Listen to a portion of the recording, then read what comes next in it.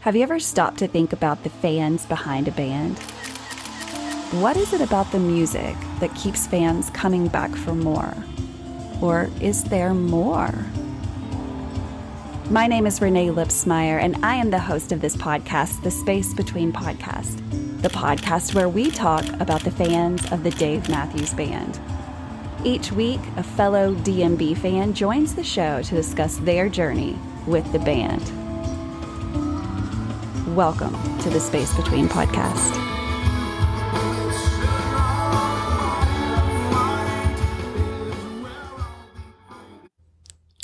Hey guys, welcome to another episode of the Space Between Podcast, the podcast where we talk about the fans of a band that has been making music for over 30 years. If you have never listened to this podcast before, you are going to hear about the band, the Dave Matthews Band. It is a band that I have loved most of my life, half of my life, something like that. They are what I call the soundtrack of my life, and I know a lot of people call that the same thing. So every week I have a fan of the Dave Matthews Band on my show to tell me their journey with this band that we love so much. There are fans of every age when it comes to a band that has been putting music out for as long as the Dave Matthews Band has. I've talked to people who are 13. I have talked to people who are in their 20s, in their 30s, 40s, 50s, 60s, and 70s. So this is a band that touches the heart of so many people. So this week is like every episode, I have a guest that is going to share his journey with the Dave Matthews Band. So first of all, thank you so much for being on the show. Tell us who you are, where you are, and where's your first recollection of the Dave Matthews Band? Sure. Hi, everyone. My name is Bryant Horowitz. I live in Los Angeles, California. I am 45. And my first encounter with the Dave Matthews Band, I do remember vaguely. Our local radio station here in LA is called K-Rock. K-Rock. That'll come up later. So stay tuned. But I remember hearing What Would You Say on the radio. I was a Blues Traveler fan. And so I remember, there's John Popper on the harmonica in this song, this band. You know, it kind of caught my attention, but I didn't really pay attention to it. And then I was driving around some friends on a Saturday night, and my buddy Austin, this was November of 95. 95. We're driving around, LA, and my buddy Austin says, "Hey, I got this CD by Dave Matthews Band. Would you like to hear it?" And I was like, "Of course, I love great music." So he put on, and it's funny because this is a lot of people's bathroom song. He put on Satellite. And I know that I've listened to enough of your episodes that I know there are a lot of people that kind of got started with Satellite. So Satellite was a little different. It had that guitar intro, and when I actually first heard it, I thought he was saying Saturnight, like Saturday night. Saturnight. Because he's got a bit of a funky dialect. Yeah. So with that southern drawl and all of that. So I thought, Saturnight. And I was like, hey, it's Saturday night. This is cool. And then I wanted to hear more of it. And then when I actually, when I was actually able to sit down, I was like, oh, it's Satellite. And I called my friend Genji. By the way, Genji is the lead singer of a Dave Matthews cover band in LA called Fake Matthews Band. So I just interviewed a guy from the Fake Matthews Band, but not Genji, but I know his story. They met in a parking lot and they started a band. Was it Booty? Booty! Yeah, he was just on my show. Yeah, I actually met Booty through the warehouse, and I introduced Booty and Genji, and they met in the parking lot. Yeah, that's amazing. I love that. It's a small world. Booty's my boy. He's great. And Genji's one of my best friends. So it's one of those things funny that when we were growing up, we had, we were in the era in the late 80s, early 90s of singles. Yeah, singles. I love that. People didn't necessarily buy full albums. But my buddy Genji's dad was a doctor. He had a little more money than some of our other friends. Yes. So he was always, if I like one song, I'm buying the whole album. Yes. So he heard Satellite with me. He bought the whole album, and we started listening to it together. That was in, like I said, late 95. In 96, I wanted to go see them, but I believe that there was like a school dance or something like that was in the way of the day that they were coming in 96. So Genji and I decided in 97, July of 97, that we were going to go to our first show.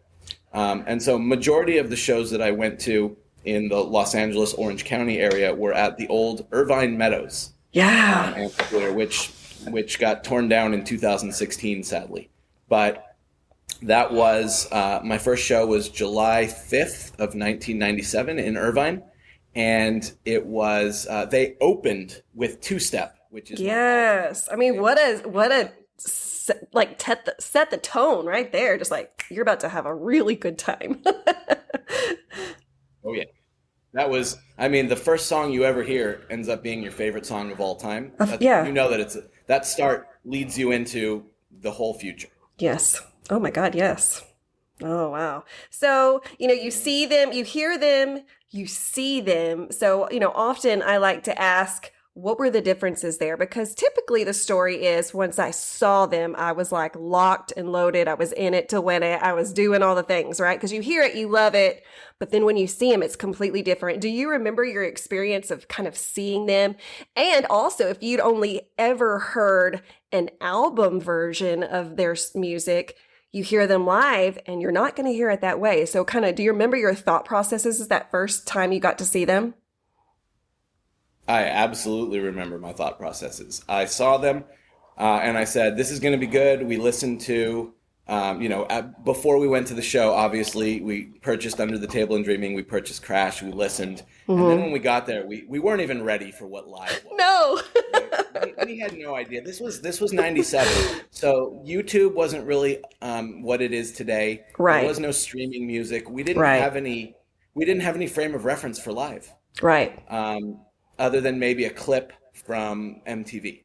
Right. And you were I'm trying to remember because you and I are about the same age. Were you aware of the tape trading that was going on at that time? I actually was aware of the tape trading, but I did not get into it until after my first show. Gotcha. In 97, we heard the show and it just like goosebumps from the first beginning of Two Step all the way through the concert, and we just were like mouths open the whole time. And Genji and I are very spiritually, and we share a brain on a lot of things. Yeah. He's much more musical as far as talented.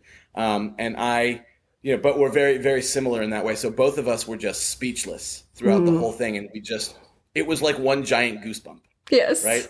Yes. Hearing it live it was the fuel for the fire. So as soon as that concert was over, that's when I got on and I found B&P, right? And blanks and postage, for those that don't know what there was the tape trading, there was the CD trading because we burned CDRs at that point. Yes.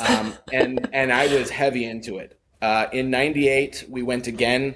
It was July again of 98. We took a couple more friends and got some more friends into it.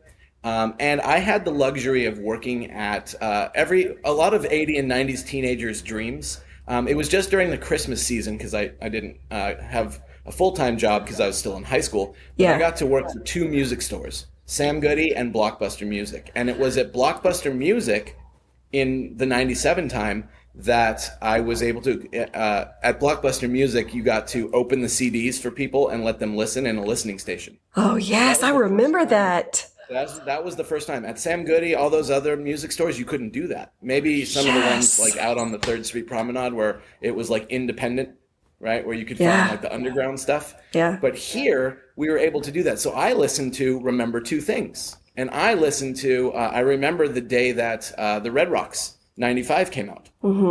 And I was able to listen to all of those things and get into it. And then in 98...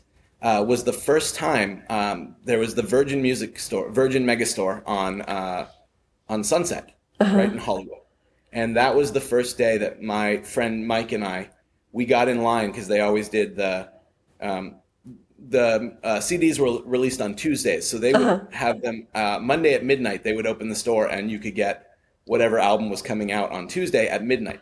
Awesome, right? As Monday became Tuesday, and so I remember the day that we stood in line at the Virgin Megastore and purchased Before These Crowded Streets and just played it in the car on the way home and all night. and the next day, and the next day, and it was, we said we have to get back. So I took Mike, I took Genji, we took a bunch of other friends back to Irvine in 98. And then it was in 99 that Genji said, we need to go and see them in more than LA.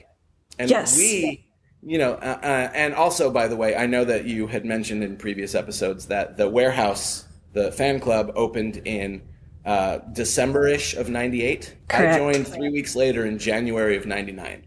Wow. So I was one of the first, few thousand, I think, to join. Wow. And so in 99, we went to San Diego, which is Chula Vista. We went to the show in LA, and then we went up to Sacramento and saw them at Arco Arena, where the Sacramento Kings, I don't know if it's still called that, but that was our first time like road tripping, and it was just me, my buddy Genji, and our friend Chrissy. So that kind of opened you up to the culture. So traveling with your friends really opened you up to the culture of the fans of the Dave Matthews Band. Do you remember kind of that feeling of being around, thousands of other people that were into this music as much as you guys were? What were your thoughts on that?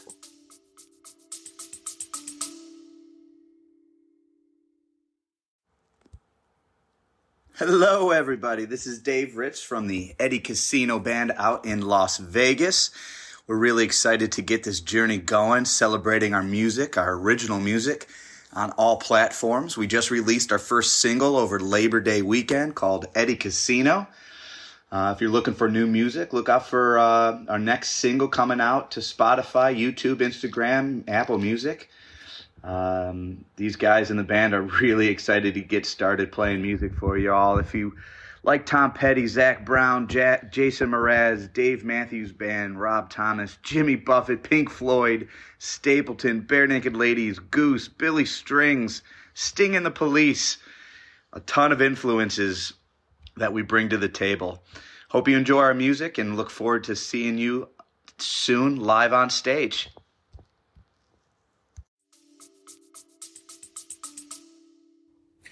Yeah, it was incredible because we thought maybe we're fanatics, maybe we're right, fans. Right. Maybe there's not other people like us. Then you get to a show and you realize pretty much everybody is like you. Yeah. It was incredible. It was unlike anything I'd ever seen. I remember when we joined the Warehouse, when I joined the Warehouse in 99, and we had the old school chat.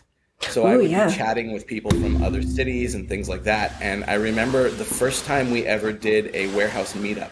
So it was people from LA all the way down to San Diego. And we decided to meet in the middle in a place in just outside of Orange County called Dana Point. And we met, and I brought Genji with me, and we all had fun. We stayed at a hotel in Orange County, and we were too loud, so they kicked us out, and we had to find another hotel room. And there was damn rowdy Dave Matthews Band fans piled in a hotel room, and that's where we decided that in 2000 we were going to do. I was going to try and do every California show. So in California, for those early 2000 years at least, there was always one or two shows in LA, one in San Diego, usually two in San Francisco, and then they'd do one in Sacramento. So there was 5 to 6 shows every year. And in 2000, we caravanned up and met up with a bunch of people, and that was the first year that I experienced Shoreline. I don't know if you're familiar with Shoreline Amphitheater, but it was basically built, it's about half an hour outside of San Francisco, next to Google headquarters. Oh, wow. And it was actually built for the Grateful Dead. Oh, literally for them? Yeah, literally for them. Wow. For a place for them to perform that wasn't in San Francisco. And that was sort of, like a local California mecca. Yeah. We don't have Gorge. We don't have Red Rocks. We have the Hollywood Bowl, which eventually, of course, I saw them many times. Yeah. But Shoreline was amazing. And that was the first year that I heard So Much to Say Into the Bridge. So Much to Say Into the Bridge into Too Much. Yeah. Also, we got to hear recently, and we really wanted to hear the Pretty Pretty Girl outro, and we got it. Oh my God! I remember it was a 2-night stay at Shoreline, and it was night 2, August 2nd, 2000, and we just left the arena with our mouths open, and I don't think our jaws went back up for at least 2 or 3 hours. You left with a sore jaw. You were like... And then there was, so we wanted to go around and see if we could find the band. I love this story. It's really funny. So like 7 of us jumped into a car. We were very cramped. People were on laps. We found a tour bus in San Francisco. And we were like, oh my God, is it them? Is it them? We go up to the tour bus and we knock on the bus door, and it was the band 3 Doors Down. I mean, those are great, but that's a great band. It wasn't Dave, but it was the band 3 Doors Down. Yeah. That was a cool band. I mean, they're still rocking and rolling in 2024. I mean, they're cashing in for their fans that have disposable income now. That's what my husband always says. He's like, every band from the 90s is back out. Like, yes, it makes us feel so awesome, though. I love it. It just brings back, not necessarily memories, sometimes memories, but just the feeling of youth, I think. Like, just it's really, really cool. It's really, really cool. So it sounds like you've really kind of gotten plugged into the community. What was it about meeting other fans besides, just they loved the same music? Did you like, and it sounds like you're still kind of hanging out with those people. Right. So one of the things that I really got into about Dave, and I know that you always ask this of other people as well, is what was it about Dave that caught you? And it wasn't just satellite. It was his voice, it was his tone, it was the complexity of the music. He could play the easy stuff, the 1-4-5 is what they call it, the major chords. He could play the minor stuff. He could play, Middle Eastern inspired music, and his lyrics were so deep and complex, and yet some of them so easy that you're like, wow. Yeah. And then when you meet the fans of this that have the same interests as you, the thing I love is, Dave always preaches peace. He always preaches the future. He always preaches, take care of one another. And that message is really important to me. And then to find out that the other people that you meet are just like this, right? Yes, they want peace. They want love. It doesn't have to be hippie style necessarily. Right, no. But they're just some of the greatest human beings I've ever met. Absolutely. And I am, I don't know if I would say best friends with all of them because, best friends have to be best friends. But I am friends with so many people I met through the warehouse and so many people I met through the shows. And when I started traveling out of state for them, it was, I always tell people that it's a 3-step process, right? There's 3 things about it. And the music itself, which is arguably the best part, is actually third.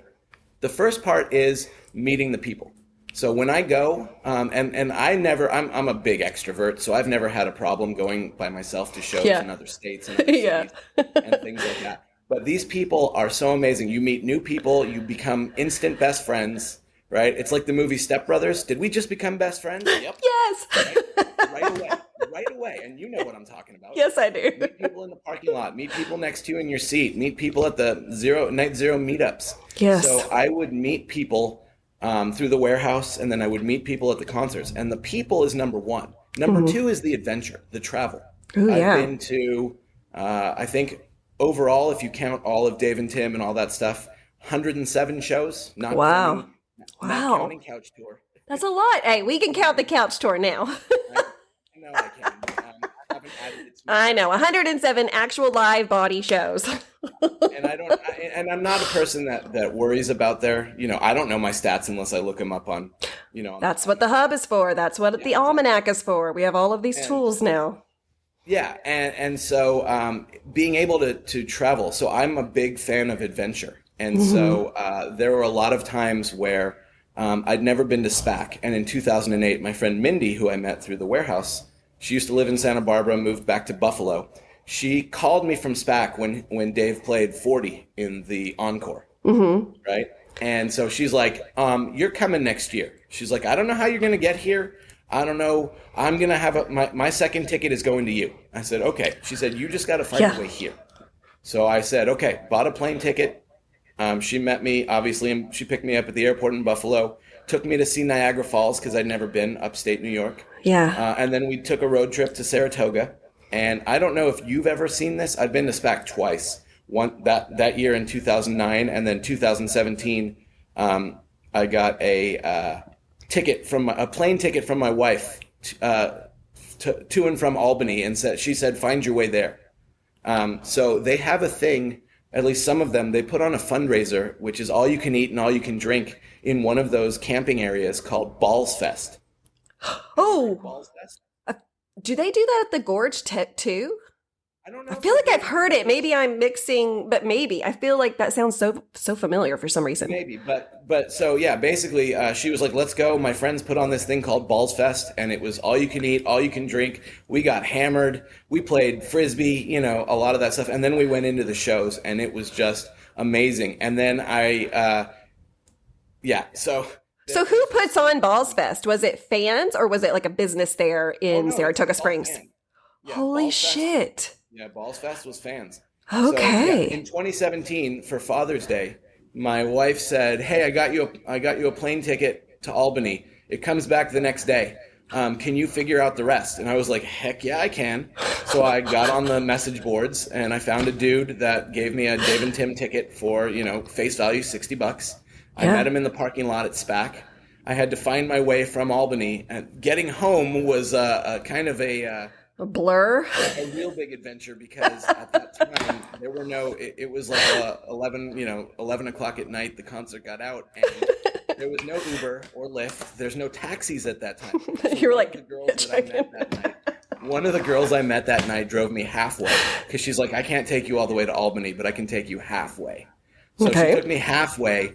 And I found myself going into this hotel at midnight and saying, "Is there anybody that could just give me a ride? I'll pay you for the ride." Yeah. And the woman behind the counter is like, "I do have a friend that drives a taxi, but I can't guarantee he'll still be up." Luckily, he was up. Ooh, took yay. me to the airport. I slept for a couple hours in the airport and then flew home the next day. What an adventure. Yes. You were like a rock star. You're like, I flew across the country, went to a concert, and flew back all in one day, basically. Rock star status. Yeah, I think, were you at the Vegas show in March? I was, yeah. Okay, so I was there too. And really? Obviously from LA to Vegas is not very much. It's a 45-minute flight. That's awesome. The 2020 show right before the world shut down and the one this past March, I did basically a 20-hour turnaround. So I got into town at like 10 o'clock in the morning, and I was back home by like 7 a.m. Holy shit. So do you just stay up all night, or do you just sleep a few hours in the airport again? Normally for the Vegas ones, I just stay up all night. Well, because there's no way, and across the board, I don't care if you're in Indiana, Arkansas, wherever you are, like when the concert is over, even though you might not be in a big city, it's all the people that are left, and they want to talk to you about the concert after the concert, right? And once that conversation's over, it's just more conversations about whatever, listening to music. I mean, you can't just go to bed after a show. I mean, I know people do. But like, I feel like you got to dedicate some time after the concert as well. Yeah, my adrenaline is always pumping. Yeah, yes. I mean, and it feels so good to be with people that get it, because, you know, we'll listen to a show in our car or maybe at home or whatever, and you hear something like for the first time that you never heard of, even if you've heard that song 20 times or whatever, and you want to talk about it, but there's not always someone right there that A, wants to listen to you talk about the Dave Matthews Band, because you talk about it all the time, or two, that will actually get it, right? And so now you found yourself with an unlimited amount of people that want to share in that excitement, and it's such a good feeling. Yeah. In 2001, I did my first Gorge trip, and I did it with my friend Anu, who also kind of got into the band with me in high school. And he was a fan, but not to the same level as myself. Yeah. So my first Gorge trip was not as memorable as my other three. I've been to the Gorge 4 times now. Wow. In 2001, we camped out at the Gorge campsite, and I loved every moment of it. He was kind of over it after the second show. Stayed for the third show, but it was kind of like, okay, right? And I'm like, this isn't my people. This is not my. You know, I was like, you're good, but you're not in it the same way I am. So next time I'm going to take someone else. Yeah, you're out. in 05 and 06, I took Genji with me, and it changed our lives. Really? But what I wanted to bring up is the fact that how I got to meet some of the members of the band. Oh yes, who's not? I definitely want to hear this, and I know everyone that's listening to it will want to too. Yeah. So the first time that I got to meet a band member was they did a concert in 2000. They did a concert at Dodger Stadium.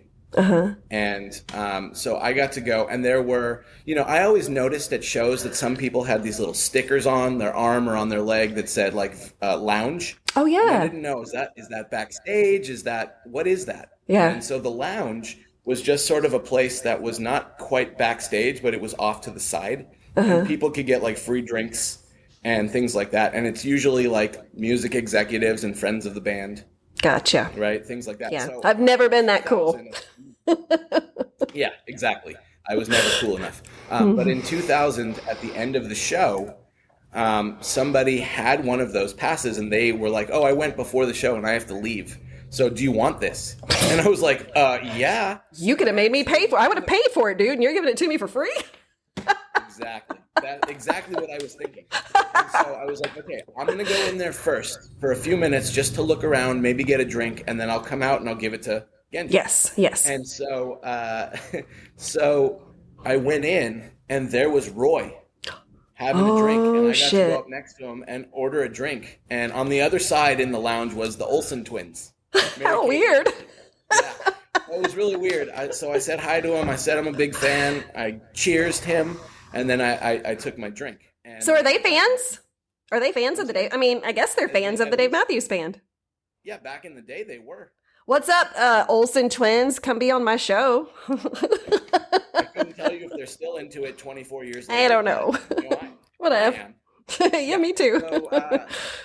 So that was 2000. That's the same year that we went up to San Francisco and had that whole caravan with our friends, and we got to experience Shoreline, and that was it. We were hooked. Yeah. There was no going back at that point. I also, being in LA, I had the opportunity when Jay Leno had Dave on, I got to, I had hookups to get me tickets to Jay Leno, so I didn't have to wait in line. So I got to see them. One of the performances was them just playing Jay Leno. I've also seen them when they played the Ellen Show. Oh, wow. Because I just was able to get tickets. And actually, through the warehouse, they had the ability for it when they played the Ellen Show, like back in 2007 or something.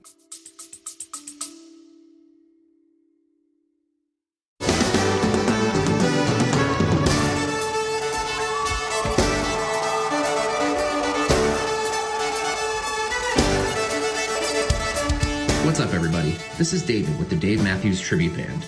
We're a nationally touring tribute to DMB, playing shows all over the country and beyond.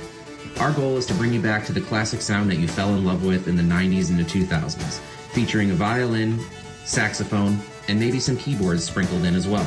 You can find out information about all of our tours and shows by visiting thedmtb.com. You can also check us out on Facebook and Instagram and other socials by searching the Dave Matthews Tribute Band or the DMTB. Hope to see you on the road and enjoy the Space Between podcast.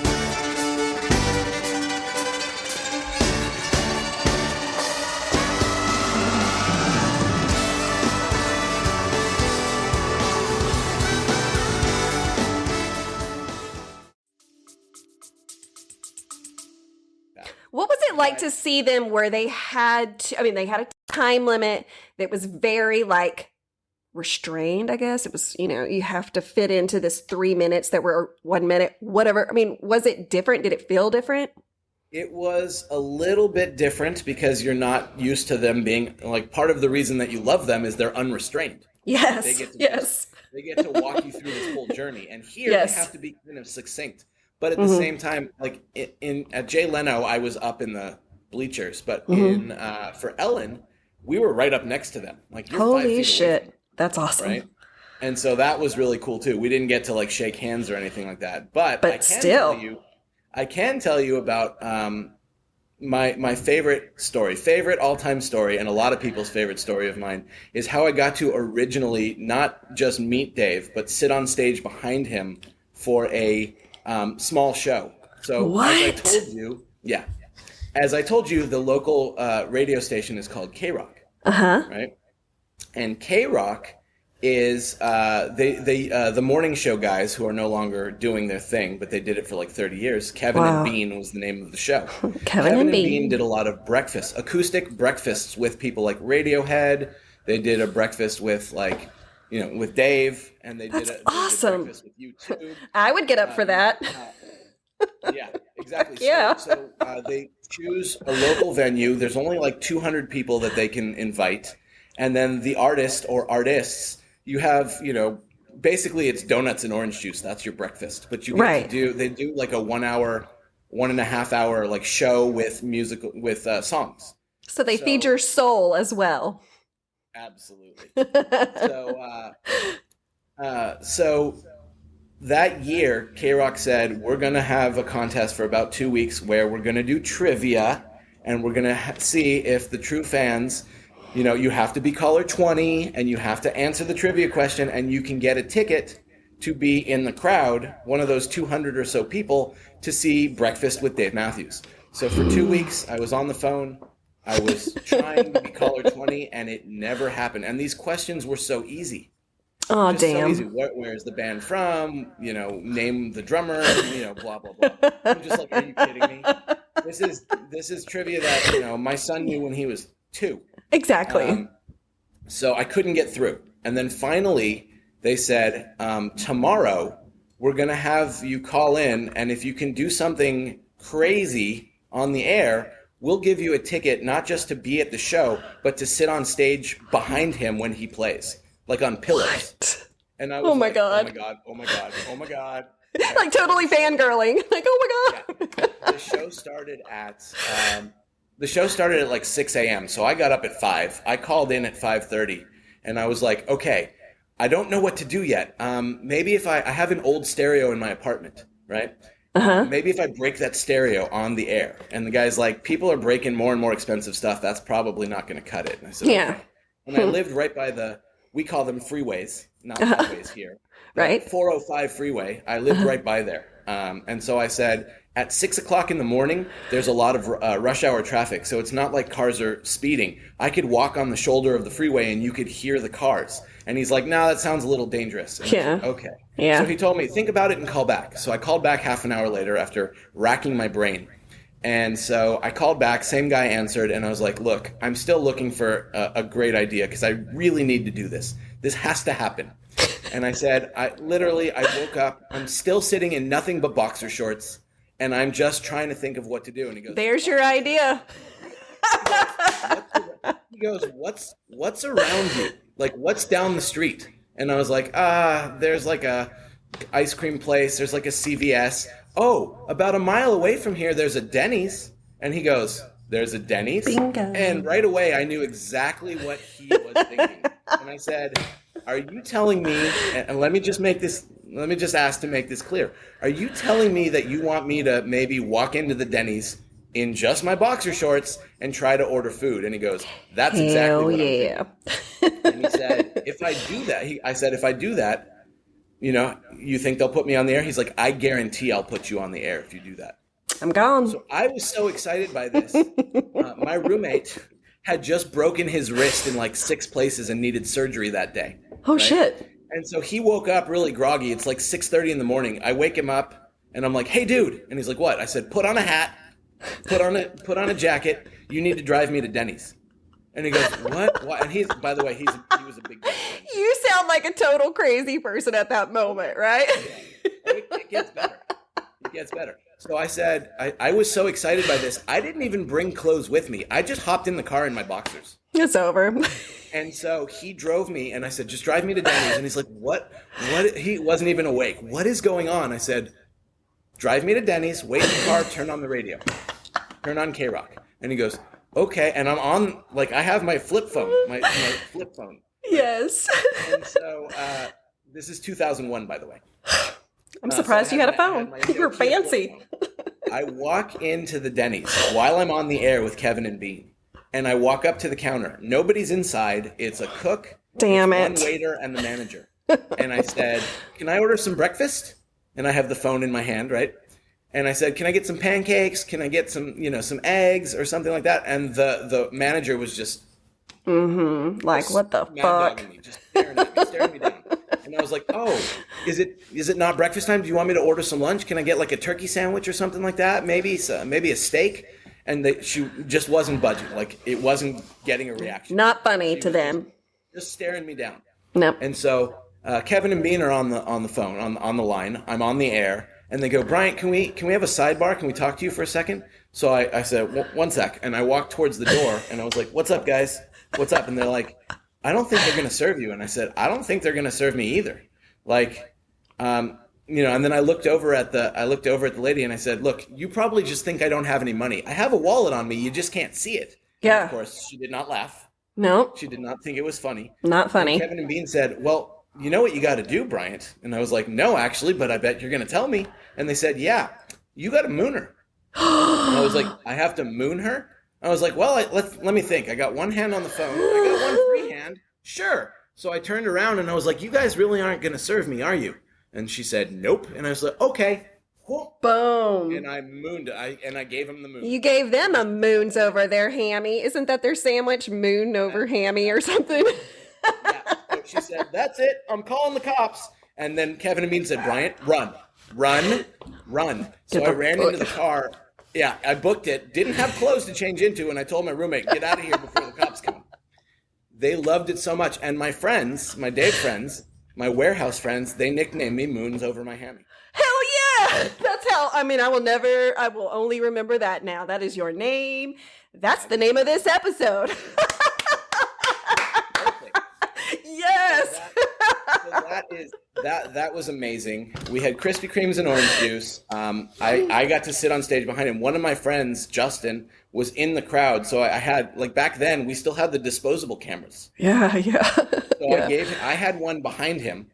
I gave my friend Justin one who was in the crowd. So I got pictures of me on stage behind him, and I got pictures of me, and I took pictures of his back and him turning around towards me. Yeah, you got to prove that shit. Like, that one was absolutely amazing. I think he played 7 songs.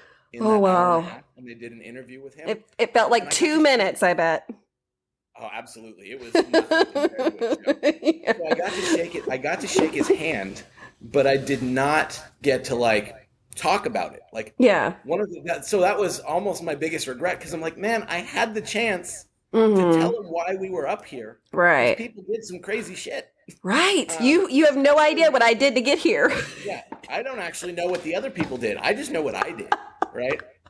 And I was like, and then I had that one moment where I'm like, would that creep him out? Because you just talked about how it seems a little extreme, a little creepy. And I'm like, I don't think it would, but man, if I could just tell him. It's for shits and giggles. That's what it was. So 2001, later, 3 months later, was the summer tour. And I did, there was no Sacramento show. There was no San Diego show. There was one show in LA. There was 2 shows in San Francisco. And then they were doing, this was the first time that they headlined, that I knew that they were doing Vegas. Oh, wow. Yeah. They did Sam Boyd Stadium, where UNLV football plays. Gotcha. That's cool. And it was kind of a festival show. It was one of the people I hate the most, which is Macy Gray. Her voice is like nails on a chalkboard. But I like. I like her, but yeah. I avoided her at all costs. But I got to see everybody else. So in those 5 shows, they had the same opener, which was this African singer named Angelique Kidjo. And, of course, you probably know that he guested on her album. No. Okay. So Angelique Kidjo is an African singer. She's amazing. She would come out when she opened for him a couple times and duetted Satellite with him. Really? He sang a song on her album back then. No way. So we got to see her 5 times in the 5, or at least I got to see her 5 times in the 5 shows I went to. Wow. When we got to Vegas, so Vegas was show 4 and 5. Uh-huh. And the night in between night 1 and night 2, we were at Mandalay Bay Casino. That's cool. Just kind of walking through the casino, and we noticed the drummer from Angelique Kidjo's band. His name was Tony.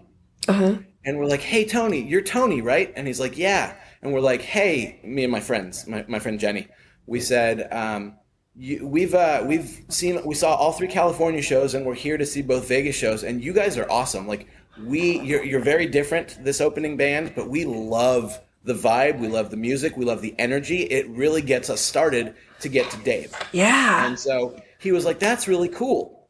So the next day, the last day of the tour, in 2001,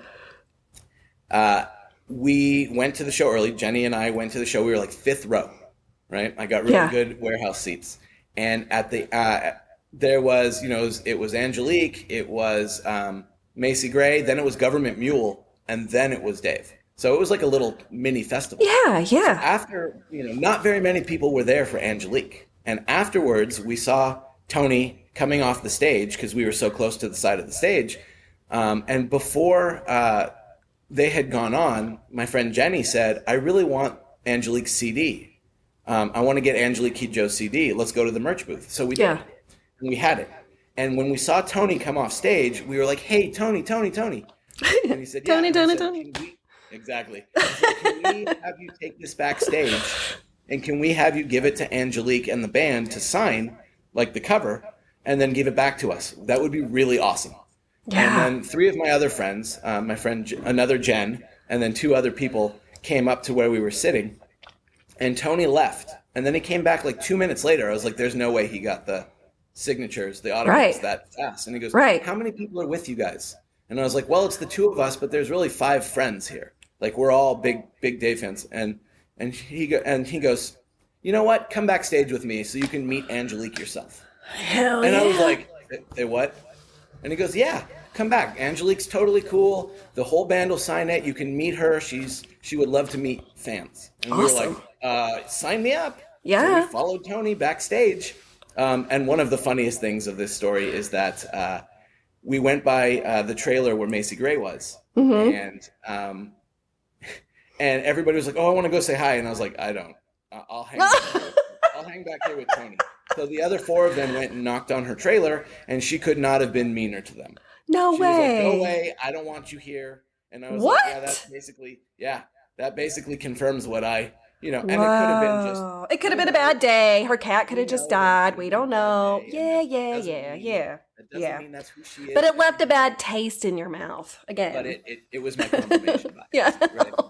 Yeah. So we went back and we got to go in the courtyard area backstage, and Angelique and her whole band was so happy to meet us, and they said, that they were happy to sign the CD. And then I look over to my right, and about 50 feet away was Dave and his very, very pregnant wife, Ashley. She was pregnant with the twins. And I kept looking over, and I kept looking over, and I kept looking over, and Angelique saw me, and she goes, Dave's really friendly. Did you want to go meet him? And I was like, talk to him? Can we? Because we're not like officially back here. We don't have passes or anything. And she goes, no, totally cool. She goes, go up and say hi. And so I was like, okay. And the other ones were too nervous to do it. So I was like, sure, the extrovert, I'll go do it. Yeah. I walked right up. I said hi to Ashley. I said, congratulations on the upcoming babies. And she was like, thanks. Didn't really know who I was. So she was. Of course. Yeah. And then I got to go see Dave. So I tapped him on the shoulder and I was like, hey, Dave, my name's Bryant. These are my friends. We are fanatics. We love you. And we got to talk to him. So he said hi. He met everybody. They all came over. And then I wanted to get the validation for my stunt. Yeah. So I said, Dave, do you remember a couple months ago when you were in LA and you did the breakfast with Kevin and Bean at the Troubadour? And he goes, oh yeah, that was pretty cool. I was like, yeah. Did you notice that there was about 20 people sitting behind you on stage on pillows? And he's like, yeah, I did notice that. And I said, did you wonder why they got to sit up there and not in the crowd? And he's like, I didn't really think about it, but now that you mention it, yeah. And I was like, well, we won a radio contest where we had to do something kind of sketchy, kind of weird, and funny to be able to be up there. I was like, I would love to tell you what I did. And he's like, I'm listening. Yeah. So I said, okay. I said, well, here's the story. I said, and then I told him the whole story. And I was like, so I was nicknamed Moons Over My Hammy, and some of my other Dave friends were like, so let me get this straight. You mean to tell me you dropped your draws for Dave? And I was like, yes, you did. In a sense, yes, I did. And you would do it again.